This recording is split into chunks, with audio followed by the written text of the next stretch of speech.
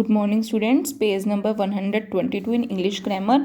Understanding words better, words को betterly समझना, मतलब कि कुछ वर्ड्स ऐसे होते हैं जो बोलने में सेम होते हैं पर जिनके मीनिंग और स्पेलिंग जो होते हैं वो अलग होते हैं। ठीक है, मैंने आपको कल ये रीड करने के लिए बोला था। अब मैं आपको जो इन सेंटेंसेज में यूज़ हो रहे हैं उनके मीनिंग बताऊंगी। ओके, फर्स्ट है, जैसे ए है, filling the blanks with appropriate words. Words फिल करने आपको जो वहाँ पे सुटेबल हो। ठीक है, जैसे the children were asked to remain dash in the class.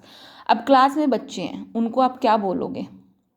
Quite, चुप रहने के लिए बोलोगे ना। तो जो QUITE होता है इसका मतलब तो होता है पूरा हो जाना, कंप्लीट होना, और जो QUIET होता है इसका मतलब होता है चुप होना। तो यहाँ पर QUIET यूज होगा। The dash of the child is 20 kg। अब देखो दो वेट दिए हुए हैं, WEIGHT, ये वेट तो होता है जो हमारी बॉडी का वेट होता है, और WAIT क्या होता है? जब किसी का हम वेट करते हैं, इंतजार करते हैं। तो यहाँ पर 20 kg उस बच्चे का वेट है, तो कौन सा वेट आएगा? WEIGHT। A dash of broken वेस वॉज लाइंग देयर। देखो, अब PEAC होता है पीस, शांति, और PIEC होता है पीस, टुकड़ा। तो ब्रोकन वेस जो है, टूटा हुआ कांच, तो उसमें टुकड़ा होगा ना, तो यहाँ पर PIEC यूज होगा।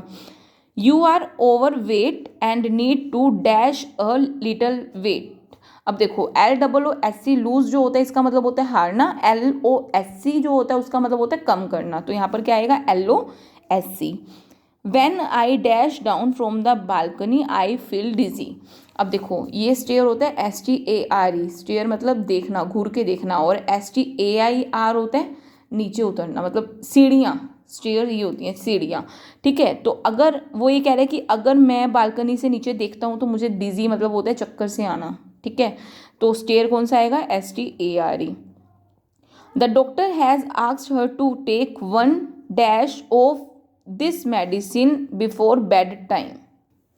ठीक है, तो अब कह रहे हैं कि डॉक्टर ने उसको सोने से पहले एक मेडिसिन लेने के लिए बोली है। अब DOZD होता है थोड़ा सा हल्का सा सो जाना, रेस्ट करना, और D और SC होता है दवाई लेना, तो DOSC आएगा यहाँ पर। The baby is crawling on the floor. अब फ्लोर कौन सा यूज होगा? FLOUR होता है आटा या मैदा। ठीक है, और FLOOR जो होता है वो होता है फर्श, तो यहाँ पे FLOOR यूज होगा। They dash sweet at that store in the corner. CELL होता है सेल, जो आप सेल यूज करते हो बैटरीज वगैरह के, और SELL होता है सेल बेचना, तो SELL यूज होगा। The player has wounded his dash, HEEL, heel होता है जो लेडीज़ की चप्पल में होता है, और HEAL जो है वो होता है ठीक करना, तो वाउंडेड होता है जख्म को ठीक करते हैं, HEAL।